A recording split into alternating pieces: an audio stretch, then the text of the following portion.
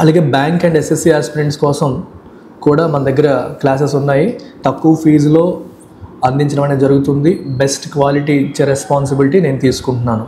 ఎవరికి ఏ ఇష్యూస్ ఉన్నా నాతో మాట్లాడచ్చు, అడగచ్చు. Good morning Hanisha, Jagadeeswari, Manasa, Shiva Yadav. I want more and more people to attend the class live. And చూస్తున్న వాళ్ళంతా కూడా ఫస్ట్ ఇమీడియట్గా లైక్ చేసేయండి. లైక్ చేసేసి వెంటనే కంటిన్యూ చేయండి. మీకు బెస్ట్ ఎక్స్పీరియన్స్ ఇచ్చే రెస్పాన్సిబిలిటీ నాది. సో మరి వాటి టైటిల్ వచ్చేసి డివైడెడ్ స్టేట్. ఇది దేని గురించి మాట్లాడుతుంది? యుఎస్ గురించి మాట్లాడుతుంది. అమెరికా పరిస్థితి బాగాలేదు. అమెరికాలో పొలిటికల్ పోలరైజేషన్ పెరిగిపోతుంది. ప్రజలు రెండు వర్గాలుగా విడిపోయే పరిస్థితి. రాజకీయ నాయకులు కూడా యునైట్ చేయట్లేదు. సో ఈ లీడర్షిప్ అనేది బాగాలేదు అనే ఆస్పెక్ట్ని ఎక్కువగా ఫోకస్ చేస్తుంది ఈ ఆర్టికల్. మరి ఇది యూపీఎస్సీకి ఎందుకు సార్ రిలవెంట్ అంటే it comes under GS paper 2. International రిలేషన్స్లో ఇంటర్నేషనల్ అఫైర్స్ని మనం స్టడీ చేయాల్సిన అవసరం ఉంటుంది. ఎందుకంటే ప్రపంచంలో ఎక్కడ ఏం జరిగినా ఇండైరెక్ట్గా దాని ఇంపాక్ట్ ఇండియా పైన కూడా ఉంటుంది. బటర్ఫ్లై ఎఫెక్ట్ అనేది ఉంటుంది. కాబట్టి మనం ప్రతి ఆస్పెక్ట్ని కూడా ఫోకస్ చేయాల్సిన అవసరం ఉంది. ప్రపంచ దేశాల్లో ఏం జరుగుతుంది, వరల్డ్ అఫైర్స్ పైన మనం దృష్టి పెట్టాల్సిన అవసరం అనేది ఉంది. The US needs a new enlightened leadership in the two major parties. అమెరికాలో రెండు మేజర్ పార్టీస్ ఉన్నాయి. ఒకటి రిపబ్లికన్ పార్టీ, రెండు డెమోక్రాటిక్ పార్టీ. రెండింట్లో కూడా లీడర్షిప్ ఎన్లైటన్ అవ్వాలి. ప్రజెంట్ ఉన్న లీడర్షిప్ సరిగ్గా లేదు. సో వాళ్ళు వాళ్ళ విజ్ఞానాన్ని పెంపొందించుకోవాలి, ఎన్లైటన్ అవ్వాలి, జ్ఞానాన్ని సముపార్జించుకోవాలి. ఆ తర్వాత ఇష్యూస్ని సార్ట్అవుట్ చేయాలి. ఎందుకంటే దేశంలో చాలా ఇష్యూస్ ఉన్నాయి. పోలరైజేషన్ పెరిగిపోయింది. పోలరైజేషన్ అంటే భిన్న ధ్రువాలుగా విడిపోవడం. భిన్న ధ్రువాలుగా విడిపోవడాన్ని మనం పోలరైజేషన్ అని చెప్పంటాం. అంటే పీపుల్ ఏదన్నా ఒక ఒపీనియన్, ఏదైనా ఒక అంశం విషయంలో చెరో వర్గానికి షిఫ్ట్ అయిపోవడాన్ని మనం పోలరైజేషన్ అని చెప్పంటాం. అసలు ఏం జరిగింది రీసెంట్గా? The shooting of Charlie Kirk, a controversial, outspoken, conservative commentator and political ally of US President Donald Trump has revealed once again the depth of polarization of opinion in the country and its disturbing proclivity towards using lethal violence to settle debates. So చాలా interesting editorial, చాలా ఎక్కువ vocabulary వస్తుంది ఈరోజు. Note చేసేసుకోండి. Charlie Kirk అనే వ్యక్తిని చంపేశారు. Shoot చేసి చంపేయడం జరిగింది. ఎవరి Charlie Kirk? Is a controversial, అంటే వివాదాస్పదమైన, అంటే వివాదాలు, అంటే ఆయన మాట్లాడితే కొంచెం వివాదాలు ఎక్కువగా వస్తుంటాయి. ఈ కాంట్రవర్షియల్, అవుట్స్పోకెన్ అంటే మనసులో ఏమున్నా దాచుకోకుండా బయటికి చెప్పేవాళ్ళు. అంటే మొహమాటాలు లేకుండా ఏం చెప్పాలనుకున్నా కొండ బద్దలు కొట్టినట్టు బయటికి చెప్పగలిగే వాళ్ళని అవుట్స్పోకెన్ పీపుల్ అంటారు. ఈజ్ అన్ అవుట్స్పోకెన్ గా అంటే ఏదున్నా మనసులో పెట్టుకోకుండా చెప్తాడు. కన్జర్వేటివ్ అనే పదానికి అర్థం ఏంటమ్మా? కన్జర్వేటివ్ అంటే conservatives are those who give importance to traditional values. Traditional వాల్యూస్కి ఇంపార్టెన్స్ ఇచ్చే వాళ్ళని కన్జర్వేటివ్స్ అంటారు. For example, if you think arranged marriages are better then love marriages, then you are a conservative. If you think we should value our culture, traditions, you are a conservative. అంటే మనకి traditions, culture, values, native పద్ధతులు వాటన్నిటిని కూడా follow అవ్వాలి అని భావించే వాళ్ళందరినీ కూడా కన్జర్వేటివ్స్ అంటాం. So controversial, outspoken, conservative commentator అంటే బయటికి స్పీచెస్ ఇచ్చే వ్యక్తి. ఈయన కన్జర్వేటివ్ థింకర్, రిపబ్లికన్ పార్టీకి ally, a political ally of US president Donald Trump. Donald ట్రంప్కి ఎలై అంటే ఫ్రెండ్, రాజకీయంగా ఇతను ఒక స్నేహితుడిగా మనం చెప్పొచ్చు. ఈయన మర్డర్ ఏదైతే ఉందో, ఈ మర్డర్ దేన్ని రివీల్ చేసింది? వన్స్ అగైన్ మరొక్కసారి దేన్ని రివీల్ చేసిందంటే the depth of polarisation of opinion in the country. Polarisation of opinion అంటే డిఫరెంట్ అంశాలపైన ప్రజలు భిన్న ధ్రువాలుగా విడిపోవడం. ఫర్ ఎగ్జాంపుల్, అబార్షన్ అనేది ఒక అంశం.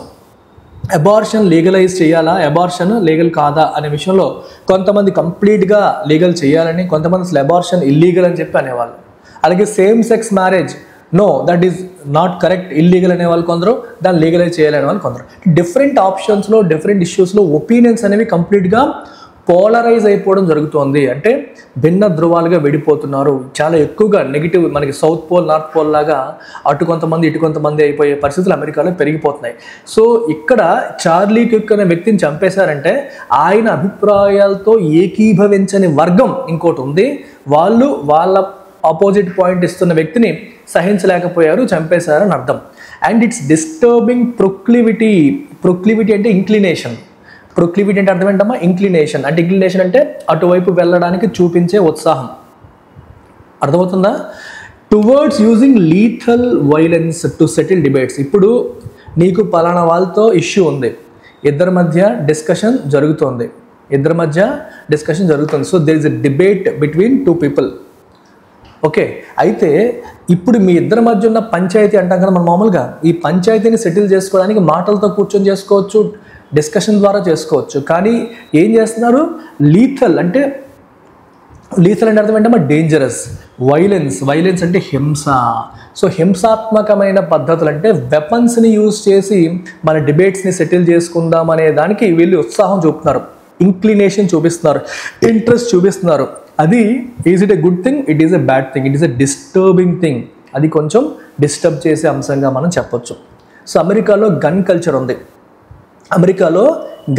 ఉంది. గన్స్ని ఇప్పుడు మన ఇంట్లో మనం గన్ పెట్టుకోవాలంటే గన్కి లైసెన్స్ ఉండాలి ఇండియాలో. It is not easy to possess guns in India, but in America it is quite easy. Everybody can possess guns weapons ఇంట్లో పెట్టుకోవచ్చు. ఎందుకు పెట్టుకోవచ్చు అనేది కూడా చూద్దాము. Ironically, Mr. Kirk was a vocal advocate of the Second Amendment right to bear arms, even as he espoused a range of right-wing values at liberal university campuses and in curbing abortion rights and limiting the rights of transgender and LGBTQ persons, all the while recruiting young voters to the Republican cause. So చూడండి, చాలా interesting sentence ఇది. దీంట్లో చాలా vocabulary ఉంది, చాలా subject knowledge కూడా ఉంది. So చాలా కేర్ఫుల్గా ఈ సెంటెన్స్ని మీరు గమనించండి. ఒక్కొక్క వర్డ్ కూడా నేను మీకు ఎక్స్ప్లెయిన్ చేస్తాను. I will explain each word. ఇప్పుడు చూడండి, ఐరానికల్లీ అన్నారు. ఐరానికల్లీ అంటే in a way that is self contradicting అని అర్థం. అంటే ఒక రకంగా ఇది మీరు గమనిస్తే అమెరికాలో we have something called second amendment of American constitution. Second amendment ఏం చెప్తుందంటే the state shall not infringe, the state shall not infringe అంటే violate, infringe on the people's right to bear or possess arms. Arms అంటే ఆయుధాలు. అంటే ప్రజలు ఇంట్లో gun లాంటి ఆయుధాలని పెట్టుకునే హక్కు ప్రజలకు ఉంటుంది. ఆ హక్కుని స్టేట్ ఇన్ఫ్లుయెన్స్ చేయకూడదు, ఆ హక్కుని స్టేట్ వైలేట్ చేయకూడదు. అంటే మీ దగ్గర గన్ పెట్టుకోకూడదు అని స్టేట్ చెప్పకూడదు. అంటే ఆయుధాలు మన దగ్గర పెట్టుకోవచ్చు అని అమెరికన్ కాన్స్టిట్యూషనే వీళ్ళకి ఒక రైట్ ఇచ్చేసింది ప్రజలకి. అర్థమైందా? మన దగ్గర ఆయుధాలు పెట్టుకోవచ్చని అమెరికన్ కాన్స్టిట్యూషనే ప్రజలకి రైట్ ఇచ్చేసింది. ఈ రైట్ ఇవ్వడం వల్ల ఏమైంది? ప్రజల దగ్గర ఆయుధాలు పెట్టుకునే అవకాశం వచ్చింది. అయితే దీన్ని హీఈస్ ఎ వోకల్ అడ్వకేట్. అడ్వకేట్ అంటే అర్థం ఏంటమ్మా? సపోర్టర్. వోకల్ అంటే బయటికి క్లియర్గా మాట్లాడే. అంటే second amendment rights to bear arms, మన దగ్గర ఆయుధాలు పెట్టుకోవచ్చు అని సెకండ్ అమెండ్మెంట్ మనకి ఏదైతే అమెరికన్ కాన్స్టిట్యూషన్ యొక్క సెకండ్ అమెండ్మెంట్ ఏదైతే అమెరికన్ సిటిజన్స్కి రైట్ ఇస్తుందో ఆ రైట్ని ఈయన వోకల్గా అడ్వకేట్ చేశారు. అడ్వకేట్ చేయడం అంటే సపోర్ట్ చేయడం. అడ్వకేట్ అంటే అర్థం ఏంటమ్మా? Is a supporter. Vocal advocate అంటే ఓపెన్ సపోర్టర్ అని అర్థం. సో దాన్ని సపోర్ట్ చేసే వ్యక్తి. ఈవెన్ యాజ్ హీ ఎస్పౌజ్ అంటే అర్థం ఏంటమ్మా? ఎక్స్ప్రెస్, తన యొక్క ఐడియాస్ని ఎక్స్ప్రెస్ చేయడం. Espoused a range of right wing values. So a range of right wing వాల్యూస్ని ఆయన ఎన్నోసార్లు ఎక్స్ప్రెస్ చేశారు. పాలిటిక్స్లో మనకి right wing politics, left wing politics అంటాం. అందులో left wing focuses more on liberal values, right wing focuses more on traditional values. ఇప్పుడు university campuses అన్నీ చాలా వరకు లిబరల్, అంటే లిబరల్ వాల్యూస్ని ఎక్కువగా ఎంకరేజ్ చేసేవి యూనివర్సిటీ క్యాంపసెస్. అలాంటి చోట ఈయన చాలాసార్లు వెళ్ళి రైట్ వింగ్ వాల్యూస్ని ఎస్పౌజ్ చేశారు. అంటే ఈయన స్ట్రాంగ్గా నమ్మే ట్రెడిషనల్ కన్జర్వేటివ్ వాల్యూస్ని అక్కడ చెప్పడం జరిగింది. And also in kerbing abortion rights. ఇప్పుడు మీరు గమనిస్తే మీకు ఒక పాయింట్ అడుగుతాను, చాలా విషయాలు. ఇప్పుడు థింక్, అబార్షన్ అనే కాన్సెప్ట్ ఉంది, అబార్షన్ అనే టాపిక్ ఉంది. ఇప్పుడు రైట్ వింగ్ వాడు దీనిపైన ఎలా ప్రవర్తిస్తాడు, లెఫ్ట్ వింగ్ వాడు ఎలా ప్రవర్తిస్తాడో ఒకసారి ఆలోచిద్దాం. రైట్ వింగ్ అంటే ఏం చెప్పాను మీకు? రైట్ వింగ్ వాళ్ళు ప్రెడామినెంట్గా conservative thinkers. So conservative thinkers అబార్షన్ని సపోర్ట్ చేస్తారా? మీరు చెప్పండి ఒకసారి, మీరు చెప్పండి, మీకున్న కామన్ సెన్స్ చెప్పండి. కన్జర్వేటివ్ ట్రెడిషనల్ వాల్యూస్ని ఫాలో అయ్యే వాళ్ళు అబార్షన్ని సపోర్ట్ చేస్తారా? వాళ్ళు సపోర్ట్ చెయ్యరు. So they curbing abortion rights, అంటే అబార్షన్ రైట్స్ని తగ్గించాలి అంటే వీళ్ళు అబార్షన్కి ఎగెనిస్ట్. అంటే దేవుడు మనకి బిడ్డనిచ్చాడు, దాన్ని చంపే హక్కు మనకి లేదు. దేవుడు మనకి బిడ్డనిచ్చాడు, దాన్ని చంపే హక్కు మనకి లేదు అనే భావన right wing traditional conservative thinking. అదే లిబరల్స్ అంటే మోడర్న్ వాల్యూస్ ఆలోచించే వాళ్ళు ఏమంటారు? A woman has complete authority over her body, తన బాడీ పైన పూర్తి అథారిటీ ఉమెన్కి ఉంటుంది. సో అబార్షన్ చేసుకోవాలా లేదా అనేది ఉమెన్ యొక్క నిర్ణయం. అంటే ఇక్కడ అబార్షన్ రైట్స్ని వీళ్ళు సపోర్ట్ చేస్తారు. అబార్షన్ రైట్స్ని సపోర్ట్ చేసేది లిబరల్స్, అబార్షన్ రైట్స్ని అపోజ్ చేసేది రిపబ్లికన్స్, రైట్ వింగ్ పాలిటిక్స్, ఈ కన్జర్వేటివ్స్ లేదా ట్రెడిషనల్స్. సో ఈ కర్క్ అనే ఆయన అబార్షన్ రైట్స్ని అపోజ్ చేశారు లేదా దాన్ని కర్బ్ అంటే దాన్ని కంట్రోల్ చేయడానికి సపోర్ట్ చేశారు అని చెప్పొచ్చు. అలాగే నెక్స్ట్ చూడండి, LGBTQIA+ అంటే ఏంటమ్మా?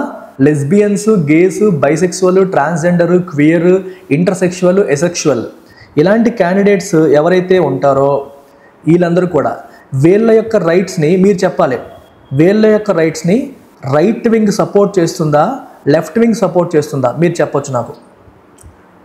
LGBTQIA+ రైట్స్ ట్రెడిషనల్ థింకింగ్ ఉన్న వాళ్ళు వీళ్ళ రైట్స్ని సపోర్ట్ చేయరు, అపోజ్ చేస్తారు. అలాగే లెఫ్ట్ వింగ్ మోడర్న్ థింకింగ్ ఉన్న వాళ్ళు వాళ్ళని సపోర్ట్ చేస్తారు. ఈ కిర్క్ ఆయన ఎవరు? ఈయన రైట్ వింగ్ క్యాండిడేట్, ఈయన ట్రెడిషనల్ కన్జర్వేటివ్ థింకర్.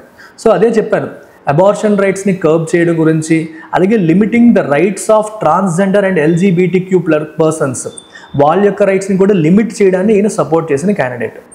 అంటే ప్రాపర్ కన్జర్వేటివ్ థింకర్ అని అర్థం. All the while recruiting young voters to the Republican cause.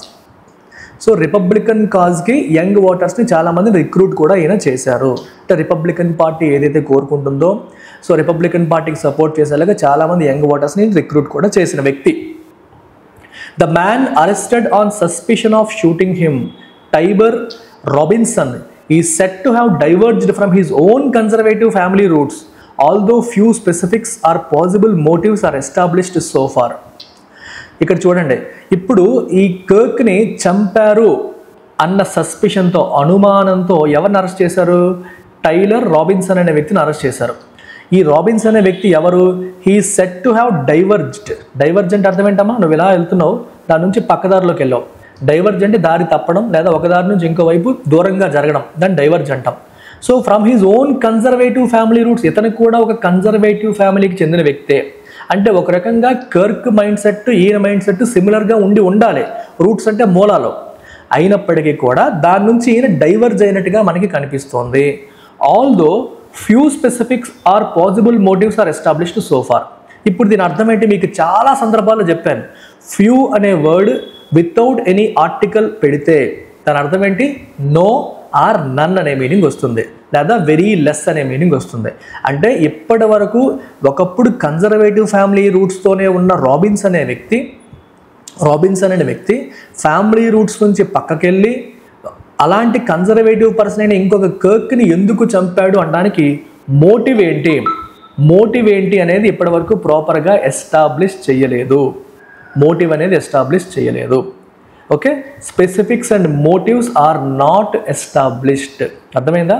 Possible motives ఏంటి, అలాగే ఎందుకు ఇది జరిగింది అనే దాన్ని ప్రాపర్గా ఎస్టాబ్లిష్ చేయలేదు అని అర్థం. ఫ్యూ అంటే మీనింగ్ అదే, ఇన్ ఎనఫ్ ఎవిడెన్స్ గ్యాదర్ చేయలేదు అని అర్థం. So this much is clear. Years of political vitriol backed by policies built on the values of nativism, revisionism, exclusion, religiosity and hateful intolerance of social and ideological diversity have brought the shutters down on any channels for open-minded dialogue and bipartisanship that might have existed earlier. చాలా interesting sentence అమ్మా ఇది, చాలా చాలా important article. ఎందుకంటే it teaches you lot of concepts. International రిలేషన్స్కి సంబంధించిన చాలా కాన్సెప్ట్స్ని మీకు నేర్పిస్తుంది ఈ ఆర్టికల్. ఐఆర్కి సంబంధించిన చాలా కాన్సెప్ట్స్ ఈ ఆర్టికల్ మీకు నేర్పిస్తుంది. సో జాగ్రత్తగా మీరు విని దీన్ని అర్థం చేసుకోవడానికి ట్రై చేయండి. ఇక్కడ ఏం రాశారమ్మా? This much is clear. ఏది క్లియర్? కొంతవరకు మనకి క్లారిటీ ఉంది. ఏంటి క్లారిటీ ఉంది? ఇయర్స్ ఆఫ్ పొలిటికల్ విట్రియాల్ అంటే అర్థం ఏంటమ్మా? హేట్రెడ్. అంటే విపరీతమైన హేట్రెడ్ని మనం విట్రియాల్ అంటాం. అంటే యాంగ్రీ లేదా హేట్రెడ్తో కూడిన స్పీచెస్ని విట్రియాలిక్ స్పీచెస్ అని చెప్పేసి అంటాం. బిట్టర్, హార్ష్, క్రూయల్ క్రిటిసిజంని మనం విట్రియాల్ అంటాం. So years of political vitriol అంటే పొలిటికల్గా సంవత్సరాల పాటు హార్ష్గా, క్రూయల్గా ఉన్న క్రిటిసిజం బ్యాక్డ్ బై అంటే సపోర్టెడ్ బై, బ్యాక్ అంటే వెనకని కాదు ఇక్కడ, బ్యాక్డ్ అంటే supported by policies build on values. ఎటువంటి పాలసీస్ అమ్మా? ఏ వాల్యూస్ పైన బిల్డ్ అయిన పాలసీస్ నేటివిజం అంటే హేట్రెడ్ ఫర్ అదర్స్, అంటే మన నేటివ్స్ని మనం సపోర్ట్ చేయాలి, ఇది మన దేశము, మన కుటుంబము, మన Americans, make America great again. విన్నారా? మేక్ అమెరికా గ్రేట్ అగైన్ అనే కాన్సెప్ట్ ఎక్కడి నుంచి వస్తుంది? మనకి దీని నుంచి వస్తుంది. సో నేటివిజం నుంచి, నేటివ్స్కి ఇంపార్టెన్స్ ఇవ్వాలన్న భావజాలము, దాన్ని మనం నేటివిజం అంటాం. అలాగే రివిజనిజం అనే పదం వాడారు. సో రివిజనిజం అంటే అర్థం ఏంటంటే ఇక్కడ మీనింగ్? రివిజనిజం అంటే the act of reestablishing or reinterpreting established views. అంటే ఇప్పటి వరకు అమెరికా కొన్ని వాల్యూస్ని ఫాలో అవుతుంది, అంటే లిబరల్ వాల్యూస్ని ఎక్కువగా ఫాలో అవుతుంది, అది మనం మార్చాలి, దాన్ని రివైజ్ చేయాలి, మరొక్కసారి రీఇంటర్ప్రిట్ చేయాలి అనే భావజాలం. అంటే మరీ ఓవర్ లిబరల్ అయిపోయింది, దీనివల్ల ప్రపంచ దేశాలన్నీ కూడా అమెరికాని ఎక్స్ప్లాయిట్ చేసేస్తున్నాయి, వివిధ దేశాలకు చెందిన వాళ్ళందరూ అమెరికాలో వచ్చి బతికేస్తున్నారు, అమెరికన్స్ని ఎక్స్ప్లాయిట్ చేసుకుంటూ బతికేస్తున్నారు అన్న భావజాలం అనేది బాగా పెరిగిపోయింది అమెరికాలో. ట్రంప్ హయాంలో అది విపరీతంగా పెరిగిపోయింది. సో రివిజనిజం అనేది పెరిగిపోతుంది. సో అందుకని రివిజన్ చేయాలి, రివైజ్ చేయాలి, ఇప్పుడున్న లిబరల్ వాల్యూస్ అన్నీ మారాలనే భావజాలం. అలాగే ఎక్స్క్లూజన్, బయట వాళ్ళని ఎక్స్క్లూడ్ చేయాలి, అమెరికన్స్ని మాత్రం ఇంక్లూడ్ చేయాలి, బయట వాళ్ళని బయట వాళ్ళలాగా చూడాలి, అందరినీ కలుపుకొని పోవాలన్న భావజాలం పోతుంది. రిలీజియాసిటీ అంటే మతపరంగా కూడా మల్టీకల్చరలిజం కావచ్చు, ప్లూరలిజం కావచ్చు, ఇలాంటివన్నీ పోతున్నాయి. అంటే మన మతము, మన కులం అనేది అక్కడ లేదు, మన మతము, మన జాతి, మన నేషనాలిటీ, ఈ ఆస్పెక్ట్స్, రిలీజియస్ ఫీలింగ్ అనేది కూడా పెరిగిపోతుంది. అలాగే hateful intolerance of social and ideological diversity, social మరియు ఐడియాలజికల్ డైవర్సిటీని టాలరేట్ చేయట్లేదు అమెరికాలో. ఇప్పుడు ఇంటాలరెన్స్ అనేది పెరిగిపోతుంది, హేట్ఫుల్నెస్ అనేది పెరిగిపోతుంది, హేట్రెడ్ పెరిగిపోతుంది. టాలరెన్స్ అంటే యాక్సెప్టెన్స్ ఆఫ్ ఆపోజిట్ వ్యూస్. నువ్వు ఒక సిద్ధాంతాన్ని నమ్ముతున్నావు, నీకు ఆపోజిట్ సిద్ధాంతాన్ని నమ్మేవాడిని కూడా, వాడితో కూడా నువ్వు నవ్వుతూ మాట్లాడగలిగితే నీలో టాలరెన్స్ ఉన్నట్టు. నువ్వు నమ్మిన సిద్ధాంతానికి ఆపోజిట్గా ఉన్న వాడితో నువ్వు హేట్రెడ్తో ఉంటే నీకు టాలరెన్స్ లేనట్టు. ఇక్కడ హేట్ఫుల్ ఇంటాలరెన్స్ అనేది పెరిగిపోతుంది. ఐడియాలజికల్ డైవర్సిటీని యాక్సెప్ట్ చేయట్లేదు, అందరూ ఒకే మాట మీద ఒకే ఆలోచనతో ఉండరు. సో డిఫరెంట్ ఐడియాలజీస్తో, డిఫరెంట్ థాట్ ప్రాసెస్తో ఉన్న వాళ్ళు పీస్ఫుల్గా కోఎగ్జిస్ట్ అయ్యే పరిస్థితి అమెరికాలో ఇప్పుడు ఉండట్లేదు. అలాగే ఇవన్నీ కూడా ఏం చేస్తాయి? Have brought the shutters down. ఇవన్నీ కూడా షట్టర్స్ దించేసాయి, అంటే క్లోజ్ చేసేసాయి. దేన్ని?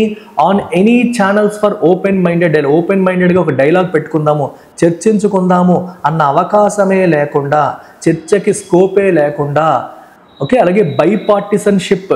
ఇంతకుముందు బైపార్టిసన్షిప్ ఉండేది. బైపార్టిసన్ అంటే రెండు పార్టీలు కలిపి ఒక మాట మీదకి వచ్చేవి, రెండు పార్టీల మధ్య డిస్కషన్ వచ్చేది, డిస్కషన్ చేసుకొని కన్సెన్సస్తో ముందుకు వెళ్ళేవారు. అవన్నీ కూడా that might have existed earlier. ఇంతకుముందు ఇవన్నీ ఉండేవి, అవన్నీ కూడా లేకుండా అయిపోయింది ఇప్పుడు పరిస్థితి. ఓకే, అవన్నీ కూడా లేకుండా it has brought the shutters down అని చెప్పి మనకి చెప్తోంది. The US is at a cross roads in terms of it's standing as a moral and economic force espousing respectively for the merits of democracy and capitalism. చూడండి, America is at a cross roads అంటే అర్థం ఏంటమ్మా? ఒక junction దగ్గర ఉంది, అంటే తేల్చుకోలేని పరిస్థితి, అటు ఇటు కాకుండా మధ్యలో ఉంది అని అర్థం. ఇప్పుడు ఒక ఆస్పెక్ట్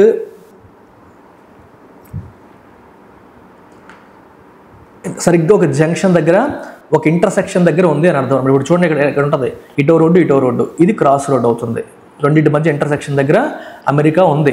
ఏ విషయంలో? In terms of it's standing as a moral and economic force. ఒక మోరల్ మరియు ఎకనామిక్ ఫోర్స్గా అమెరికా యొక్క స్టాండింగ్ పరంగా ఒక క్రాస్ రోడ్స్లో ఉంది. క్లియర్గా లేదు ఇప్పుడు. ఎస్పౌజింగ్ అంటే తన వ్యూస్ని క్లియర్గా, తన ఐడియాస్ని, వ్యూస్ని క్లియర్గా ఎక్స్ప్రెస్ చేయడానికి ఎస్పౌజింగ్ అంటాం. Respectively for the merits of democracy and capitalism. Democracy మరియు క్యాపిటలిజం యొక్క మెరిట్స్ని ఎస్పౌజ్ చేయడం అంటే ప్రపోజ్ చేయడం. సో క్లియర్గా ఎస్టాబ్లిష్ చేయడం అని అర్థం అన్నమాట. క్లియర్గా మీ ఐడియాస్ని ఎక్స్ప్రెస్ చేయడం అనే ఆస్పెక్ట్లో it is at a crossroads అని రాస్తున్నారు. So given the crackdown on and deportations of students, academics and residents protesting atrocities in Gaza and the cruel family separations resulting from immigration raids, there are many who would doubt the claim that US remains the bedrock of substantive democracy. Okay, democracy అనే పదం చూసుకోండి. Democracy అంటే అర్థం ఏంటమ్మా? ప్రజాస్వామ్యం. ఇక్కడ రెండు పదాలు, సబ్స్టాంటివ్ డెమోక్రసీ, ఫార్మల్ డెమోక్రసీ. మనకి ఈ రెండు పదాలు ఫార్మల్ మరియు సబ్స్టాంటివ్ అనే పదాన్ని జాగ్రత్తగా వినండి. చాలా చాలా ఇంట్రెస్టింగ్ వర్డ్స్ ఇవి. I want you to understand these words, especially UPSC aspirants బాగా వినాలి. Formal and substantive. I will talk about equality. Formal equality, substantive equality మధ్య డిఫరెన్స్ ఏంటని అడిగాను అనుకోండి. ఫార్మల్ అంటే ఇన్ టర్మ్స్ ఆఫ్ లీగల్, అంటే లా పరంగా, కాన్స్టిట్యూషన్ పరంగా, చట్టాల పరంగా, గవర్నమెంట్ యొక్క అఫీషియల్ ఒపీనియన్ పరంగా ప్రజలందరూ ఈక్వల్ అనుకోండి, దాన్ని ఫార్మల్ ఈక్వాలిటీ అంటాం. ఇన్ రియాలిటీ, సబ్స్టాంటివ్ అంటే ఇన్ సబ్స్టెన్స్, ఇన్ రియాలిటీ ఉన్నదాన్ని మనం సబ్స్టాంటివ్ ఈక్వాలిటీ అంటాం. అలాగే ఫార్మల్ డెమోక్రసీ అంటే డెమోక్రాటిక్ ప్రిన్సిపల్స్ అన్నీ మీ కాన్స్టిట్యూషన్లో ఉన్నాయి, మీ చట్టాల్లో ఉంటే ఫార్మల్ డెమోక్రసీ. సబ్స్టాంటివ్ అంటే ఇన్ రియాలిటీ, రియల్ లైఫ్లోకి వస్తే రియల్ లైఫ్లో ఆన్ గ్రౌండ్ మీరు ఆ డెమోక్రాటిక్ వాల్యూస్ అనేవి ఎస్పౌజ్ అవుతున్నాయా లేదా, ఒకవేళ ఎస్పౌజ్ అయితే అప్పుడు సబ్స్టాంటివ్ డెమోక్రసీ ఉన్నట్టు. కానీ అమెరికాలో ప్రజెంట్ పరిస్థితులు ఎలా ఉన్నాయి? అమెరికా ఇప్పుడు bedrock of substantive democracy అని చెప్పే పరిస్థితులు ఉన్నాయా? లేవు. బెడ్ రాక్ అంటే ఫౌండేషన్, సాలిడ్. సో డెమోక్రసీకి అమెరికా ఫౌండేషన్, డెమోక్రసీకి అమెరికా రిప్రజెంటేషన్ అని చెప్పేవారు. అమెరికాను ఒక మోడల్ డెమోక్రసీగా చూసేవారు. అమెరికాను చూసి ప్రపంచ దేశాలన్నీ కూడా డెమోక్రసీ అంటే ఏంటో తెలుసుకోవాలనేవారు. ఎందుకంటే America is the world's oldest democracy. Largest democracy India అయితే ఓల్డెస్ట్ డెమోక్రసీ అమెరికా. సో ఇప్పుడు ఏమవుతుందంటే there are many who would doubt the claim. America ఇప్పుడు సబ్స్టాంటివ్ డెమోక్రసీకి బెడ్ రాక్ అని చెప్పే పరిస్థితులు లేవు. ఆ క్లెయిమ్ని క్వశ్చన్ చేసే వాళ్ళు పెరిగారు. ఎందుకనంటే మీరు ఒకసారి చూడండి, డిపోర్టేషన్స్ అనేవి పెరిగిపోతున్నాయి. చాలామంది స్టూడెంట్స్ని డిపోర్ట్ అంటే అర్థం ఏంటమ్మా? వాళ్ళని అమెరికా నుంచి వాళ్ళ దేశాలకి పంపించేస్తున్నారు, వాళ్ళ యొక్క స్వదేశానికి ఎక్స్పెల్ చేసేస్తున్నారు, ఎక్సైల్ చేస్తున్నారు, వాళ్ళ దేశానికి డిపోర్ట్ చేయడం అనేది జరుగుతుంది. ఎకడమిక్స్ని, రెసిడెంట్స్ని కూడా. ఎందుకని? ప్రొటెస్టింగ్ అట్రాసిటీస్ ఇన్ గాజా అంటే పాలస్తీనాలో ఉన్న గాజా స్ట్రిప్లో ఇజ్రాయెల్ యొక్క అకృత్యాలు, అట్రాసిటీస్ అంటే అకృత్యాలు, క్రూరత్వాలు, దాన్ని ఎవరైతే ప్రొటెస్ట్ చేస్తున్నారో, నిరసిస్తున్నారో రెసిడెంట్స్ మరియు ఎకడమిక్స్ మరియు స్టూడెంట్స్ వాళ్ళందరినీ కూడా అమెరికన్ గవర్నమెంట్ ఏం చేస్తుంది? డిపోర్ట్ చేస్తుంది. అంటే వాళ్ళ స్వదేశాలకి బలవంతంగా పంపించడం అనేది జరుగుతుంది. క్రాక్ డౌన్ అంటే అణిచివేత జరుగుతోంది. ఇవన్నీ జరుగుతున్నాయి కాబట్టి cruel family separations resulting from immigration rights జరుగుతున్నాయి. అంటే విదేశాల నుంచి అమెరికాకు వచ్చి సెటిల్ అయిపోతున్న వాళ్ళు ఇమ్మిగ్రెంట్స్ ఎవరైతే ఉన్నారో వాళ్ళ మీద రైట్స్ జరుగుతున్నాయి. ఎవరి దగ్గర అయితే సరైన వీసా, పాస్పోర్ట్ అండ్ డాక్యుమెంట్స్ లేవో వాళ్ళని బలవంతంగా పంపిస్తున్నారు. ఇప్పుడు ఫ్యామిలీలో కొంతమంది దగ్గర ఉండి కొంతమందికి లేకపోతే ఉన్న వాళ్ళ నుంచి మిగిలిన వాళ్ళని బలవంతంగా పంపించడం అనేది కూడా జరుగుతుంది. దానివల్ల ఫ్యామిలీ సెపరేషన్స్ కూడా అవుతున్నాయి. ఇవన్నీ చూస్తే అమెరికా నిజంగా సబ్స్టాంటివ్ డెమోక్రసీ అయినా అన్న క్వశ్చన్స్ అనేవి వస్తున్నాయి. ఇప్పుడు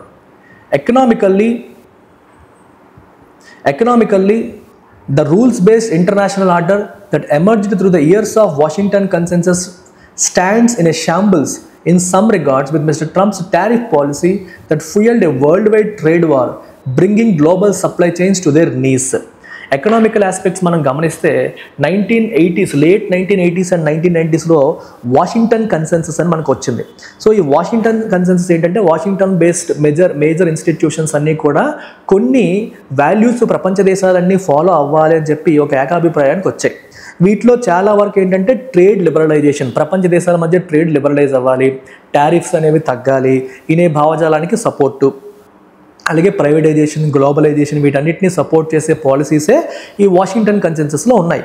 అయితే అప్పట్లో ఏం చేసేవారంటే ప్రపంచ దేశాలన్నీ కూడా వాషింగ్టన్ కన్సెన్సస్ యొక్క రూల్స్ ఫాలో అయ్యేలా చేయడం కోసమని, ప్రపంచ దేశాలన్నీ కూడా వాషింగ్టన్ కన్సెన్సస్లో అనుకున్నవన్నీ కూడా అయ్యేలా చేయడం కోసమని ఐఎంఎఫ్ మరియు వరల్డ్ బ్యాంక్ని ఉపయోగించుకొని ఏ దేశాలైతే వాళ్ళకి ప్రాబ్లమ్స్ అని చెప్పి ఐఎంఎఫ్ దగ్గరికి, వరల్డ్ బ్యాంక్ దగ్గరికి సపోర్ట్ కోసం వస్తాయో ఆ దేశాలన్నీ కూడా వాషింగ్టన్ కన్సెన్సస్లో చెప్పిన పాలసీస్ అన్నీ ఫాలో అవ్వాలని చెప్పి రూల్స్ పెట్టేవారు. మీకు బెస్ట్ ఎగ్జాంపుల్ ఇండియా 1990sలో balance of payment crisis face చేసినప్పుడు ఐఎంఎఫ్ సపోర్ట్ కోసం వెళ్తే ఎల్పిజి రిఫార్మ్స్ తీసుకొచ్చేలాగా కండిషన్స్ పెట్టారు. ఈ ఎల్పిజి రిఫార్మ్స్ అన్నీ కూడా వాషింగ్టన్ కన్సెన్సస్లో చెప్పినవే. అవన్నీ కండిషన్స్ మీరు ఫుల్ఫిల్ చేస్తేనే మేము సపోర్ట్ చేస్తాము, లేకపోతే సపోర్ట్ చెయ్యము అని అప్పుడు ఐఎంఎఫ్ కండిషన్స్ పెట్టింది. ఆ పెట్టినందుకు ఇండియా దాన్ని ఇంప్లిమెంట్ చేసింది. అలా అమెరికా లాంటి దేశం ఏదైతే కోరుకుంటుందో, అమెరికా కోరుకున్న ప్రిన్సిపల్స్ అన్నీ కూడా వాషింగ్టన్ కన్సెన్సస్లోకి వచ్చి అవి ప్రపంచ దేశాలన్నీ కూడా ఇంప్లిమెంట్ చేసేలాగా ఐఎంఎఫ్ని, వరల్డ్ బ్యాంక్ని టూల్స్ లాగా వాడుకున్నారు. అంటే ఇక్కడ ప్రధానంగా వాషింగ్టన్ కన్సెన్సస్ ఏం చెప్తుంది మనకి? Trade liberalisation. అంటే ప్రపంచ దేశాల మధ్య ట్రేడ్ లిబరలైజ్ అవ్వాలంటే టారిఫ్స్ అనేవి తగ్గాలి, దేశాల మధ్య టారిఫ్స్ అనే గోడలు ఉండకూడదు, ఎవరు ఏ దేశంలో ఏది ప్రొడ్యూస్ చేసినా అది ఏ దేశంలోనైనా అమ్ముకునే పరిస్థితులు ఉండాలి అనే భావజాలం, గ్లోబలైజేషన్కి సపోర్ట్ చేయడం. ఇప్పుడు అదే ఏమైంది? ఇప్పుడు it stands in a shambles. అది కంప్లీట్గా శిథిలావస్థకు వచ్చినట్టు, అది కంప్లీట్గా కొలాప్స్ అయినట్టుగా మనం చెప్పొచ్చు. ఎందుకు చెప్పొచ్చు అంటే ట్రంప్ టారిఫ్ పాలసీ వల్ల. ట్రంప్ టారిఫ్ పాలసీ ఏం చేస్తుంది? అసలు ఆయన టారిఫ్స్ పెంచుకుంటూ వెళ్ళిపోతున్నారు. టారిఫ్స్ తగ్గించాలని ఒకప్పుడు అమెరికా వాషింగ్టన్ కన్సెన్సస్ ద్వారా చెప్తే, అదే అమెరికాకు చెందిన ట్రంప్ ఇప్పుడు దాన్ని కంప్లీట్గా మార్చేశారు. షాంబుల్స్ అని అంటే disorder. Stands in a shambles అంటే అర్థం ఏంటమ్మా? It is in a complete disorder అని అర్థం. Mr Trump's tariff policy that fuelled a worldwide trade war bringing global supply chains to their knees. Global supply chains to their knees అంటే అర్థం ఏంటమ్మా? మోకాళ్ళ మీదకి తేవడం అన్నట్టు. సో గ్లోబల్ సప్లై చైన్స్ని కంప్లీట్గా మోకాళ్ళ మీదకి తేవడం అంటే అసలు ఒక ప్రాపర్ ఆర్డర్లో పద్ధతిగా లేకుండా అయిపోయింది. అంటే ఎక్కడి నుంచి సప్లై చైన్ అంటే అర్థం ఏంటంటే ఒక రా మెటీరియల్ ఒక దగ్గర నుంచి ఇంకో చోటికి వెళ్ళడం. ఇదంతా supply chain means raw material ఎక్కడి నుంచి వస్తుంది, ప్రొడక్షన్ ఎక్కడ జరుగుతుంది, మళ్ళీ ఫైనల్ ప్రొడక్ట్ ఎక్కడికి వెళ్తుంది, ఎక్కడ సేల్ అవుతుంది. This entire thing is supply chain. Raw material నుంచి వస్తువు ప్రొడ్యూస్ అయ్యి మళ్ళీ అది కంప్లీట్గా వేరే చోటికి అమ్మకానికి వెళ్ళేది, ఇదంతా కూడా సప్లై చైన్ కిందకి వస్తుంది. ఈ ట్రేడ్ వార్ వల్ల మొత్తం మారిపోయాయి. పలానా కంట్రీ నుంచి నువ్వు రా మెటీరియల్ తెప్పించుకోవాలి. ఒకప్పుడు తక్కువ టారిఫ్, ఇప్పుడు పెరిగిపోయింది. ఇప్పుడు నువ్వు వేరే వాళ్ళ దగ్గర వెతకాల్సి వస్తుంది. అలాగే నువ్వు ఎక్స్పోర్ట్ చేసుకునే వాడు ప్రొడ్యూస్ చేసిన వస్తువు ఇప్పుడు టారిఫ్లు పెంచేశారు. ఇప్పుడు నీ వస్తువు అక్కడ సేల్ అవ్వదు, టారిఫ్ పెరిగిపోయింది కాబట్టి వేరే చోట ఎదుక్కోవాలి. సో ఈ సప్లై చైన్స్ అన్నీ కూడా ఒక్కసారిగా క్రంబుల్ అయిపోయాయి అనేది మనకి ఇక్కడ కనిపిస్తుంది. I hope you're understanding this. కొంచెం కాంప్లికేటెడ్ స్టఫ్, ఎకానమిక్ ఆస్పెక్ట్స్ మరియు ఐఆర్ ఆస్పెక్ట్స్ కలిపి వచ్చాయి. Nowhere is the impact of these tectonic shifts in the US's ideological and policy posture more keenly felt than on its own soil, with Democrats on the retreat after 2 Trump terms and Republicans embracing their president's political agenda, which is only an amorphous version of the classic conservatism that many of them adhere to. Okay, so ఈ statement చూడండి, మళ్ళీ complete వొకాబులరీతో మీకు నిండిపోయిన statement ఇది. దీన్ని జాగ్రత్తగా అర్థం చేసుకోవడానికి ప్రయత్నం చేయండి. ఇక్కడ ఏం చెప్తుందంటే, nowhere is the impact of these tectonic shifts. Tectonic shift అంటే అర్థం ఏంటమ్మా? టెక్టానిక్ అంటే అర్థం ఏంటమ్మా? What is the meaning of tectonic? Tectonic shift అంటే కంప్లీట్. మనకి టెక్టానిక్ ప్లేట్స్ అని విన్నారా ఎప్పుడైనా సరే? టెక్టానిక్ ప్లేట్ మనకి ఎర్త్, మనం ఏదైతే ఎర్త్ సర్ఫేస్ చూస్తామో it is all made of plates. ఇదంతా ఒక సింగిల్ సర్ఫేస్ కాదు, it is made of several plates. ఈ ప్లేట్స్ అనేవి కంటిన్యూస్గా మూవ్ అవుతూ ఉంటాయి.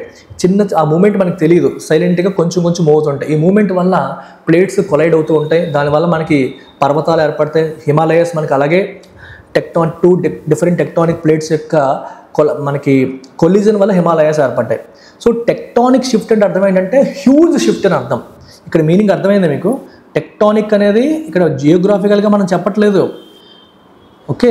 ఇక్కడ జియోగ్రాఫికల్గా చెప్పట్లేదు, కానీ ఒక హ్యూజ్ మార్పు వచ్చేసింది, చాలా ఎక్కువ. టెక్టానిక్ చేంజ్ అంటే something that is very important and huge అనే మీనింగ్ అనమాట.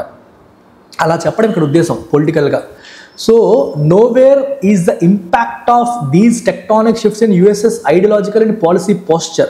అమెరికా యొక్క పాలసీ పోస్చర్ అంటే స్టాండ్లో, ఐడియాలజికల్ స్టాండ్లో సమూలమైన మార్పులు వచ్చేస్తున్నాయి. అయితే ఈ మార్పులు ఎక్కడ ఎక్కువ మనకి దీని యొక్క ఇంపాక్ట్ ఎక్కువ కనిపిస్తుందంటే ఇన్ ఇట్స్ ఓన్ సాయిల్. అన్నింటికంటే ఎక్కువగా అమెరికా యొక్క ఓన్ సాయిల్ పైనే, అమెరికా యొక్క భూమిపైనే మనకి ఈ అమెరికన్ పాలసీ మరియు వీటిలో వచ్చే చేంజెస్ యొక్క ఇంపాక్ట్ కనిపిస్తుంది. With Democrats on the retreat after 2 Trump terms. So 2 సార్లు ట్రంప్ అమెరికన్ ప్రెసిడెంట్ అయ్యారు. ఇప్పుడు 2వ సారి అయిన తర్వాత democrats are on the retreat అంటే వెనక్కి వెళ్ళే పరిస్థితి మనకు కనిపిస్తుంది, వెనకడుగు వేస్తున్నారు. అండ్ రిపబ్లికన్స్ ఎంబ్రేసింగ్ అంటే accepting, adhering their president's political agenda, వాళ్ళ ప్రెసిడెంట్ యొక్క పొలిటికల్ ఎజెండాని రిపబ్లికన్స్ కంప్లీట్గా ఎంబ్రేస్ చేస్తున్నారు, యాక్సెప్ట్ చేస్తున్నారు, which is only and amorphous version of the classical conservatism. ఇది ఎటువంటిది? Amorphous version. అమార్ఫస్ అంటే వితౌట్ ఎ క్లియర్ ఎజెండా అని అర్థం. ఒక క్లియర్ ఎజెండా లేకుండా క్లాసికల్ కన్జర్వేటిజంకి వీళ్ళందరూ కూడా అడ్హియర్ అవుతారు. క్లాసిక్ కన్జర్వేటిజం అంటే ట్రెడిషనల్ వాల్యూస్కి స్టిక్ అవ్వడం. అయితే ట్రంప్ ఫాలో అయ్యేది ఒక ప్రాపర్ ఎజెండాతో వెళ్తున్నది కాదు, ఒక క్లియర్గా లేదది అని అర్థం. సో ట్రంప్ ఫాలో అవుతుంది ప్రాపర్ క్లాసిక్ కన్జర్వేటిజం కాదు, అయినప్పటికీ వీళ్ళు ట్రంప్ని ఫాలో అవుతున్నారు అనే మీనింగ్ ఇక్కడ వస్తుంది. When conversations across the I'll fall silent, fear looms large, especially for minorities pushed to the fringes of political discourse, and the desperate on all sides fall back on toxic gun culture to give vent to their frustrations with the status quo. బాబా చెత్త కొట్టేసాడు editorial ఇవాళ. చూడండి ఇక్కడ, when conversations across the aisle fall silent. across the aisle అంటే అటువైపు, అంటే ఒకవైపు నుంచి ఇంకోవైపుకి conservations అనేవి ఆగిపోతే, డైలాగ్ అనేది ఆగిపోతే, చర్చలు అనేవి ఆగిపోతే అని అర్థం ఏంటమ్మా? అంటే నీ పార్టీ ఒక పార్టీ నుంచి ఇంకో పార్టీకి, ఇప్పుడు డెమోక్రాటిక్ పార్టీ ఉంది, రిపబ్లికన్ పార్టీ ఉంది. డెమోక్రాటిక్ పార్టీకి రిపబ్లికన్ పార్టీకి మధ్య డిస్కషన్స్ అనేవి కంప్లీట్గా ఆగిపోతే, డిఫరెంట్ భావజాలాలు ఉన్న వాళ్ళు పూర్తిగా మాట్లాడుకోవడం అనేది మానేస్తే అదేమవుతుంది? Fear looms large. భయం అనేది లూమ్స్ లార్జ్ అంటే మొత్తం అంతా వ్యాపించేస్తుంది. భయం అనేది ఏం చేస్తుందమ్మా? మొత్తం చుట్టుముట్టేస్తుంది. కంప్లీట్గా భయం మొత్తం వ్యాపించే పరిస్థితికి దారి తీస్తుంది. ఎవరికి? ఎస్పెషలీ ఫర్ మైనార్టీస్కి భయం బాగా పెరిగిపోయే పరిస్థితి వస్తుంది. మైనార్టీస్కి భయం బాగా పెరిగిపోయే పరిస్థితి వస్తుంది. Push to the fringes of political discourse అంటే అర్థం ఏంటంటే, ఫ్రింజెస్ అంటే ఎడ్జెస్, పొలిటికల్ డిస్కోర్స్ అంటే స్పీచెస్. పొలిటికల్ డిస్కషన్స్లో, పొలిటికల్ స్పీచెస్లో మైనార్టీస్ గురించి పట్టించుకునే పరిస్థితులు ఇప్పుడు లేవు. కంప్లీట్గా మైనారిటీస్ గురించి పట్టించుకునే పరిస్థితులు లేకుండా పోయి, they are like push to the fringes, edges of political డిస్కోర్స్కి వాళ్ళు పుష్ అయ్యే పరిస్థితి మనకి కనిపిస్తుంది. ఓకే, అలాంటి వాళ్ళకి భయం ఇంకా పెరిగిపోయింది, ఎందుకంటే వాళ్ళని ఎవరు పట్టించుకోవట్లేదు.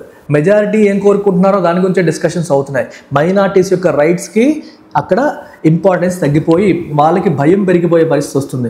And the desperate on all sides, అన్ని వైపులా డెస్పరేట్గా ఉన్న వాళ్ళు ఏం చేస్తారు? వాళ్ళు they fall back on toxic gun culture. ఈ గన్ కల్చర్ వైపు ఆధారపడడం మొదలవుతుంది. ఎందుకు? వాళ్ళకి పీక్ లెవెల్లో ఫ్రస్ట్రేషన్స్ వచ్చేస్తాయి. ఈ ఫ్రస్ట్రేషన్కి టు గివ్ వెంట్ అంటే అర్థం ఏంటమ్మా? ఒక దారి చూపడం. నీలో బాగా పేరుకుపోయిన కోపాన్ని, ఆవేశానికి ఒక దారి చూపడాన్ని మనం వెంట్ అంటాం. So give went to frustration అంటే నీ ఫ్రస్ట్రేషన్ అంతా బయటికి కక్కేసామని అర్థం. సో వీళ్ళ ఫ్రస్ట్రేషన్స్ ఎలా బయటికి కక్కుతారు? Gun culture. వాళ్ళ దగ్గర గన్ తీసుకొచ్చి వాడిని కాల్ చేయడం ద్వారా.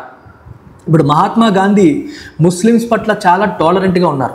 హిందువులు ముస్లిమ్స్ మధ్య గొడవలు జరగకూడదని చెప్పి చాలా టాలరెంట్గా ఉండి వాళ్ళని అకామిడేట్ చేయడానికి ట్రై చేశారు. దానివల్ల గాడ్సేలో ఫ్రస్ట్రేషన్ పెరిగిపోయింది. ఫ్రస్ట్రేషన్ పెరిగిన గాడ్సే ఏం చేశారు? He gave went to his frustration by killing గాంధీని చంపడం ద్వారా ఆయన ఫ్రస్ట్రేషన్కి ఒక ఎక్స్ప్రెషన్ ఇచ్చారు. అర్థమవుతుందో? ఇలా అనమాట. సో ఆయన ఐడియాలజీతో ఈయన ఏకీభవించక, ముస్లిమ్స్ పట్ల ఆయన అంత సానుభూతిగా, అంత మంచిగా ఉండడాన్ని తట్టుకోలేక కోపం వచ్చి చంపేశాడు. సో ఇప్పుడు స్టేటస్ కో, ఇప్పుడు ఏదైతే జరుగుతుందో దాని విషయంలో ఫ్రస్ట్రేట్ అవుతున్న వాళ్ళు వాళ్ళ కోపాన్ని ఎలా వ్యక్తపరుస్తున్నారు? గన్ కల్చర్ వైపు వెళ్తున్నారు, ఆయుధాలను చేతబడుతున్నారు. దీనివల్ల హింస పెరిగిపోయే పరిస్థితులు మనకి కనిపిస్తున్నాయి. Given that numerous past presidents have tried and failed to start conversations on common sense gun control reform, including no fewer than 17 attempts by Barack Obama to introduce such legislation in Congress, it is only the emergence of a new enlightened leadership in both parties that could hold out hope for a less fractured and hateful polity in the post-Trump years. చూడండి, అమెరికాలో పెరిగిపోతున్న gun కల్చర్ని control చేయడానికి ఎన్నో రకాలు numerous past presidents ప్రయత్నం చేశారు. have tried and failed to start conversations on common sense gun control reform. Gun control reform తీసుకురావాలి. అది కామన్ సెన్స్, ప్రజల చేతుల్లో గన్స్ ఏంటమ్మా, అది తీసుకురావాలని చెప్పి ప్రయత్నం చేయడానికి న్యూమరస్ పాస్ట్ ప్రెసిడెంట్స్ ప్రయత్నం చేశారు. Including no fewer than 17 attempts by Barack Obama ప్రెసిడెంట్గా ఉన్నప్పుడు 17 సార్లు ప్రయత్నం చేశారు గన్ కల్చర్ ఎండ్ చేయాలి, ఆ సెకండ్ అమెండ్మెంట్ ఏదైతే వీళ్ళకి రైట్స్ ఇస్తుందో ఆ రైట్స్ అన్నిటిని ఆపాలి, తీసేయాలని చెప్పి, మరి అవన్నీ ఆ రైట్స్ పోవాలంటే మళ్ళీ కొత్త అమెండ్మెంట్ రావాలి. అమెరికాలో అమెండ్మెంట్ అంత ఈజీ కాదు. American constitution is a rigid constitution, it is not a flexible constitution like India. Amendment తీసుకురావడం చాలా చాలా కష్టం. ఇండియాలో 100కు పైగా అమెండ్మెంట్స్ వచ్చాయి, అమెరికాలో కనీసం 10 అమెండ్మెంట్స్ కూడా లేవు ఇన్ని సంవత్సరాలు. అమెరికన్ కాన్స్టిట్యూషన్ వచ్చి ఇండియన్ కాన్స్టిట్యూషన్ కన్నా చాలా ఓల్డ్ అది. అయినప్పటికీ ఇప్పటికి వచ్చిన అమెండ్మెంట్స్ చాలా చాలా తక్కువ. ఓకే, ఎందుకంటే అంత రిజిడిటీ ఉంది అక్కడ, అంత ఈజీ కాదు. చాలా ఎక్కువ కన్సెన్సస్ వస్తే కానీ అమెండ్మెంట్ తీసుకురాలేరు. బరాక్ ఒబామా హయాంలో 17 సార్లు ఈ లెజిస్లేషన్ తీసుకురావడానికి ట్రై చేశారు కాంగ్రెస్లో. కాంగ్రెస్ అంటే అమెరికన్ మనకి పార్లమెంట్ లాగా అనమాట. తీసుకురావడానికి ట్రై చేశారు, అయినప్పటికీ చేయలేకపోయారు. It is only the emergency of a new enlightened leadership. So 2 పార్టీల్లో కూడా కొత్త లీడర్స్ రావాలి. వాళ్ళు ఇప్పుడు జరుగుతున్న అన్యాయాలు, ప్రాబ్లమ్స్ అన్నీ సాల్వ్ అవ్వాలంటే, మనకి గన్ కల్చర్ ఎండ్ అవ్వాలన్న భావజాలం ఉన్న లీడర్స్ 2 పార్టీస్లోనూ రావాలి. అప్పుడే మనకి లెస్ ఫ్రాక్చర్డ్ అంటే 2 భిన్న ధ్రువాలుగా విడిపోతూ, ముక్కలుగా విడిపోతుంది అమెరికా. అలా కాకుండా హేట్ఫుల్ పాలిటీ అంటే ఒకరినొకరు తిట్టుకునే గవర్నమెంట్స్ ఉన్నాయి, అలాంటివి కాకుండా అవి తగ్గే పరిస్థితి మనకు వస్తుంది. అప్పుడే మనకి హోప్ వస్తుంది. ట్రంప్ హయాంలో అది ఎలాగూ జరగదు. ట్రంప్ అయిపోయిన తర్వాత అయినా, ఎందుకంటే 2 సార్లే అమెరికన్ ప్రెసిడెంట్ అవ్వచ్చు, 3వసారి అవ్వడానికి లేదు. సో ట్రంప్ ఈసారి బతికున్నా సరే మళ్ళీ అతను పోటీ చేయడానికి అమెరికన్ కాన్స్టిట్యూషన్ ఒప్పుకోదు. So he can at most be president only for 2 times. ఒకసారి ఆల్రెడీ అయిపోయింది, సెకండ్ టైం. ఈ తర్వాత మళ్ళీ మనం ట్రంప్ని చూడం. సో తర్వాత అయినా సరే 2 పార్టీస్లో కూడా ఎన్లైటెన్ లీడర్షిప్ వచ్చి ఇలా డిస్టర్బ్ అవుతున్న, ముక్కలు అవుతున్న అమెరికాని మళ్ళీ సరిదిద్దే ప్రయత్నం చేయాలనేది హోప్. మరి ఇవాళ వొకాబులరీ గమనిస్తే పోలరైజేషన్ అనే పదం చూసాం. పోలరైజేషన్ అంటే అర్థం ఏంటమ్మా? సొసైటీ డిఫరెంట్ ఒపీనియన్ బేస్ చేసుకొని డివైడ్ అయిపోవడానికి మనం సొసైటీ అంటాం. భిన్న ధ్రువాలుగా 2 షార్ప్లీ కాంట్రాస్టింగ్ గ్రూప్స్గా విడిపోవడానికి పోలరైజేషన్ అంటాం. ప్రొక్లివిటీ అంటే natural inclination or tendency towards something. అంటే I have a proclivity towards this అంటే ఆ పర్టికులర్ ఆస్పెక్ట్ పైన నువ్వు ఎక్కువగా, ఇప్పుడు for example some people are there, they have a natural tendency towards movies. So movie వచ్చిందంటే చాలు మనసు తెలియకుండానే దాని వైపు అట్రాక్ట్ అయిపోద్ది, అటువైపు వాళ్ళకి టెండెన్సీ ఉంటుంది, ఇంక్లినేషన్ ఉంటుంది. చదువుకోవాలా, సినిమా చూడాలంటే you have more proclivation towards movies అన్నాం అనుకోండి, సినిమా వైపు మనసు వెళ్ళిపోతుంది. ప్రొక్లివేషన్ అంటే మీనింగ్ అది, ప్రొక్లివిటీ అంటే ఇంక్లినేషన్ ఆర్ టెండెన్సీ. విట్రియాల్ అంటే చెప్పాను, బిట్టర్ అండ్ అబ్యూజివ్ క్రిటిసిజం, హేట్రెడ్తో కూడిన షార్ప్, బిట్టర్, హార్ష్ క్రిటిసిజంని మనం విట్రియాల్ అంటాం. నేటివిజం అంటే అర్థం ఏంటమ్మా? నేటివ్ ఇన్హాబిటెంట్స్, ఇమ్మిగ్రెంట్స్ కాదు, native inhabitants important. Make America great again. ఇమ్మిగ్రెంట్స్కి వ్యతిరేకంగా జరిగే పోరాటాలు, ఇమ్మిగ్రెంట్కి వ్యతిరేకంగా ఉన్న భావజాలాన్ని నేటివిజం అంటాం. రీసెంట్గా లండన్లో 1,00,000 మంది నేటివ్ యునైటెడ్ కింగ్డమ్కి చెందిన వాళ్ళందరూ రోడ్డు మీదకి వచ్చారు ఇమ్మిగ్రెంట్స్కి వ్యతిరేకంగా. బయట దేశాల నుంచి చాలామంది ఇమ్మిగ్రెంట్స్ వచ్చేస్తున్నారు, మనకి యూకేకి వచ్చేస్తున్నారు. వీళ్ళు మన ఉద్యోగాలను కొట్టేస్తున్నారు, మన ఎంప్లాయ్మెంట్కి దెబ్బతీస్తున్నారు, మన కల్చర్ని స్పాయిల్ చేస్తున్నారని చెప్పి చాలామంది మనకి రోడ్ల మీదకి వచ్చారు. ఇప్పుడు ఏంటంటే వాళ్ళు ఏమంటున్నారంటే, యూకే ఇంతకుముందు ఏ కంట్రీస్ని అయితే కొలనైజ్ చేసిందో, యూకే యొక్క కాలనీస్ అంటే అమెరికా, యునైటెడ్ కింగ్డమ్ ఎవరినైతే కాలనైజ్ చేసిందో ఆ కంట్రీల వాళ్ళు ఇప్పుడు వచ్చి యూకేని కాలనైజ్ చేస్తున్నారు. సో యూకే యొక్క వలస రాజ్యాల ప్రజలు ఇప్పుడు వచ్చి యూకేలోకి స్థిరపడిపోతున్నారని చెప్పి వాళ్ళ ప్రాబ్లం అనమాట. వాళ్ళు కంప్లైంట్ ఇస్తున్నారు. అమార్ఫిస్ అంటే వితౌట్ ఎ క్లియర్ షేప్, ఒక షేపు, స్ట్రక్చరు, ఎజెండా లేకుండా ఉంటే దాన్ని అమార్ఫస్ అని చెప్పి అంటాం. ట్రంప్ ఎజెండా అమార్ఫస్గా ఉంది అని అర్థం. సో ఇప్పుడు రీడింగ్ కాంప్రహెన్షన్ క్వశ్చన్స్ చూద్దాము ప్యాసేజ్ బేస్ చేసుకొని. టోన్ ఆఫ్ ద ఆథర్ ఏంటి? ఆథర్ యొక్క టోన్ ఎలా డిస్క్రైబ్ చేయొచ్చు? ఆప్టమిస్టిక్గా? No. Critical and cautionary? Yes. క్రిటికల్గా, కాషనరీగా ఉంది, జాగ్రత్త చెప్తోంది, తప్పుల్ని ఎత్తి చూపుతోంది, కాబట్టి క్రిటికల్ అండ్ కాషనరీ అని మనం చెప్పొచ్చు. Main idea of the passage, దేని గురించి ప్యాసేజ్ క్లియర్గా చెప్తోంది? అమెరికా ఎకనామిక్ క్రైసిస్ గురించా? నో. ఎకనామిక్ క్రైసిస్ అనేది మెయిన్ ఆస్పెక్ట్ కాదు. The need for enlightened leadership to address US political polity. Main problem ఏంటంటే అక్కడ గన్ కల్చర్, పొలిటికల్ పోలరైజేషన్ పెరిగిపోతుంది. దాన్ని అడ్రస్ చేయాలంటే ఎన్లైటెండ్ లీడర్షిప్ 2 పార్టీస్లోనూ కావాలి. అది మెయిన్ ఆస్పెక్ట్ ఇక్కడ. ఇన్ఫరెన్స్ అడిగాడు. Credibility of US democracy is being questioned both at home and abroad. Yes. American democracy క్రెడిబులా కాదా అంటే ఇప్పుడు క్వశ్చన్స్ వస్తున్నాయి. మనం క్రెడిబుల్ అని చెప్పే పరిస్థితులు పోతున్నాయి, కరెక్టే. Trade wars initiated by the US have disrupted global economic order, ఇది కూడా కరెక్టే. ఒబామా సక్సెస్ఫుల్గా పాస్ చేయలేకపోయారు. సో 1 and 2 ఇన్ఫరెన్సెస్ మనం తీసుకోవచ్చు, 3వది మనం తీసుకోలేము. You can't take the 3rd inference. Answer is 1 and 2. Assumption, what is the underlying assumption in the passage? So ఈ ప్యాసేజ్లో అండర్లయింగ్ అజంప్షన్ ఏంటి ఒకసారి మనం చూద్దాం. Political polarisation in the US will reduce automatically with economic reforms. Economic reforms తీసుకొస్తే political polarisation అనేది ఆటోమేటిక్గా తగ్గిపోతుంది అని చెప్పడం అజంప్షనా? నో. ఎకనామిక్ రిఫార్మ్స్ ఒకటే ప్రాబ్లమ్ని సాల్వ్ చెయ్యవు. ఎకనామిక్ రిఫార్మ్స్ ప్రాబ్లమ్ని సాల్వ్ చెయ్యవు. The existence of gun rights under the second amendment is the main cause of violence. Okay, gun rights second అమెండ్మెంట్లో ఉన్నాయి, దానివల్ల ఈరోజు మనకి వైలెన్స్ బాగా పెరుగుతోంది అని చెప్పొచ్చా? ఎస్, టు ఎన్ ఎక్స్టెంట్ చెప్పొచ్చు. ఓన్లీ కానీ అది అజంప్షన్గా తీసుకుంటామా? Only bipartisan enlighten leadership can revive dialogue and reduce hatred. ఇది ఉంది కరెక్టే. సెకండ్, గన్ రైట్స్ ఉండడం మాత్రమే కాదు, గన్ రైట్స్ ఉన్నంత మాత్రం హింస జరిగిపోద్దని కాదు. గన్ రైట్స్ ఉన్నప్పటికీ ప్రజలు ప్రశాంతంగా ఉంటే హింస జరగదు. ఇక్కడ ప్రాబ్లం ఏంటంటే బైపార్టిజన్ ఎన్లైటెన్ లీడర్షిప్ అనేది లేదు. లేకపోవడం వల్ల డైలాగ్ జరగట్లేదు, చర్చలు జరగట్లేదు, హేట్రెడ్ తగ్గట్లేదు, దానివల్ల ప్రాబ్లమ్స్ వస్తున్నాయి. సో కాబట్టి ఎన్లైటెన్ లీడర్షిప్, బైపార్టిజన్ లీడర్షిప్ ఉంటే హేట్రెడ్ తగ్గుతుంది అనేది మేజర్ అజంప్షన్గా మనం తీసుకోవచ్చు. So best answer is C. B కూడా కరెక్ట్లా కనిపిస్తున్నప్పటికీ కూడా ప్రాపర్ అజంప్షన్ అది కాదు. ఎందుకంటే ఆర్టికల్ పదే ఏం చెప్తుంది? బైపార్టిజన్ లీడర్షిప్ కావాలి, రెండు పార్టీల మధ్యలోనూ ఎన్లైటెన్ లీడర్షిప్ ఉంటేనే ప్రాబ్లమ్ సాల్వ్ అవుతాయని చెప్తోంది. అది ఎందుకు చెప్తోంది? అది ఉంటే హేట్రెడ్ తగ్గుతుందని ఆథర్ అజ్యూమ్ చేసుకుంటున్నాడు కాబట్టే. ఇప్పుడు ఫర్ ఎగ్జాంపుల్ మీరు రోజు ఎండ్లోకి వెళ్ళాలని నేను చెప్పాను అనుకోండి. ఎందుకు చెప్తాను? ఎండ్లోకి వెళ్ళడం వల్ల మీ ఆరోగ్యానికి మంచిది అనే అజంప్షన్ తీసుకుంటాను కాబట్టి. ఆ ఎజంప్షన్ ఉంటేనే ఎండ్లోకి వెళ్ళమంటాను. ఎండ్లోకి వెళ్తే ఆరోగ్యం పోతుంది అనుకుంటే ఎండ్లోకి వెళ్ళమని చెప్తానా? చెప్పను. ఎండ్లోకి వెళ్ళండి అని చెప్తామంటే రీజన్ ఏంటి? ఎండ్లోకి వెళ్తే మీ ఆరోగ్యానికి మంచిది అన్న మీనింగ్. ఆ ఎజంప్షన్ అనేది అండర్లయింగ్ ఉంది. సో బైపార్టిజన్ ఎన్లైటెన్ లీడర్షిప్ అనేది కావాలి అని ఆథర్ ఎందుకు అంటున్నారు? అది వస్తే డైలాగ్ అనేది రివైవ్ అవుతుంది, హేట్రెడ్ అనేది తగ్గుతుంది అని ఆథర్ భావిస్తున్నారు కాబట్టి. ఓకే, ఆయన ఇలా భావిస్తున్నారు కాబట్టే దాన్ని రికమెండ్ చేశారు. సో కాబట్టి answer is C. With this, we have come to the conclusion of today's session. Take care. So చాలా ఇంట్రెస్టింగ్ ఆర్టికల్, చాలా ఎక్కువ కాన్సెప్ట్స్ వచ్చాయి, మీకు చాలా విషయాలు, కొత్త విషయాలు తెలుసుకున్నారు అని నేను అనుకుంటున్నాను. ఒకాబులరీ అంటే ఒకాబులరీలా కాకుండా దాన్ని సబ్జెక్ట్తో లింక్ చేసుకొని మనం మాట్లాడుకున్నాము. టేక్ కేర్ అమ్మా, బాయ్. సో డిఫరెంట్ కోర్సెస్ ఇక్కడ చూపించాను. ఎస్ఎస్సి ఆస్పిరెంట్స్కి ఎస్ఎస్సి ఇన్ఫినిటీ, బ్యాంక్ ఆస్పిరెంట్స్ కోసం బ్యాంక్ ఇన్ఫినిటీ, ఓన్లీ ఇంగ్లీష్ కావాలనుకుంటే ఇంగ్లీష్,